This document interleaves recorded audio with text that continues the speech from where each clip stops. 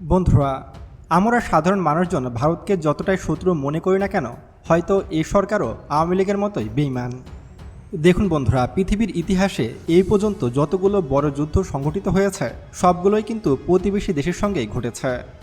যেমন Russia Ukraine যুদ্ধ, Armenia Azerbaijan যুদ্ধ, হামাস ইসরায়েল যুদ্ধ, সবগুলোই কিন্তু প্রতিবেশী দেশের সঙ্গেই ঘটেছে।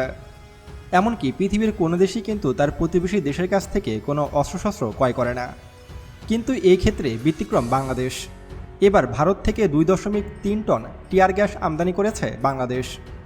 আপনারা এখন স্ক্রিনে দেখতে পাচ্ছেন যে বাংলাদেশের বিখ্যাত গণমাধ্যম ঢাকা পোস্ট একটি খবর প্রকাশ করেছে, যেখানে হেডলাইন করা হয়েছে ভারত থেকে 2.3 টন টিয়ার গ্যাস আমদানি। এটা মূলত বাংলাদেশ সেনাবাহিনীর জন্য আমদানি করা হয়েছে।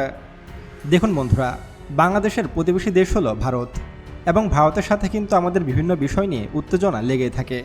যেমন সীমান্ত ইস্যু, সীমান্ত হত্যা, এবং শেখ হাসিনাকে তারা আশ্রয় দিয়েছে। এছাড়া ভারত কিন্তু বিভিন্ন সময় বাংলাদেশের উপরে বিভিন্ন রকম প্রভাব খাটিয়েছে। শেখ হাসিনা যে সময় ক্ষমতায় ছিল সে সময় কিন্তু ভারতকে নানা রকম অনৈতিক সুযোগ সুবিধা দিয়েছিল। এবার শেখ হাসিনার মতোই বিএনপি সরকারও ঠিক একই পথে হাঁটছে। তারেক রহমান এবার ভারতের কাছ থেকে 2.3 টন টিয়ার গ্যাস আমদানি করছে। এগুলো বাংলাদেশ সেনাবাহিনী ব্যবহার করবে। শুক্রবার 7ই আগস্ট সন্ধ্যায় চালানটি বন্দর থেকে খালাস করে কঠোর নিরাপত্তার মধ্য দিয়ে যশোর ক্যান্টনমেন্টে পাঠানো হয়। বন্দর সূত্রে জানা গেছে, ভারতের নরেন্দ্র এক্সক্লুসিভ লিমিটেড 145টি কাঠের বাক্সে করে টিয়ার গ্যাসের শেলের চালানটি বাংলাদেশে পাঠিয়েছে।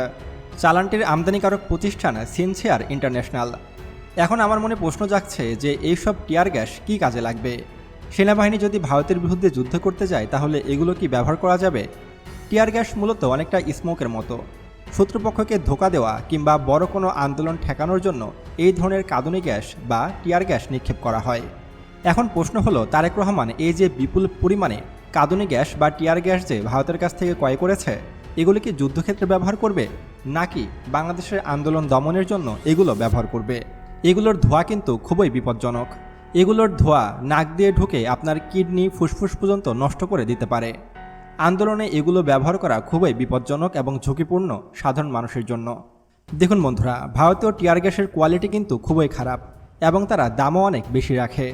আমাদের উচিত ছিল পাকিস্তানের কাছ থেকে এ সমস্ত জিনিস ক্রয় করা কিংবা নিজ দেশে উৎপাদন করা। ভারতের কাছ থেকে বেশি দামে এরকম নিম্নমানের টিয়ার গ্যাস কেনা কখনোই উচিত হয়নি বাংলাদেশের। আর আমি মনে করি এই সমস্ত জিনিস বাংলাদেশেই তৈরি করা উচিত। এই ধরনের নিম্নমানের জিনিস বিদেশ থেকে ক্রয় করে নিজস্ব ডলার নষ্ট করার কোনো মানে হয় না। বাংলাদেশ সমরাস্ত্র কারখানা কি বসে বসে আঙুল চষে এগুলো কি তারা নিজ দেশে তৈরি করতে পারে না?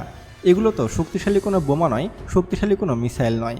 সামান্য টিয়ার গ্যাসও যদি বাংলাদেশে তৈরি না হয় তাহলে এই দেশে কি তৈরি হয়? চামচা আর পাতি নেতা ছাড়া হয়তো আর কোনো কিছুই এদেশে তৈরি হয় না। আপনিও যদি আমার সাথে একমত হয়ে থাকেন কমেন্টে ইয়েস লিখবেন। আর ভারত থেকে এরকম টিয়ার গ্যাস আমদানি করাকে আপনি কেমন চোখে দেখছেন সেটাও কিন্তু অবশ্যই আমাদেরকে কমেন্ট করে জানাবেন। দেখা হচ্ছে পরবর্তী ভিডিওতে। আল্লাহ হাফেজ।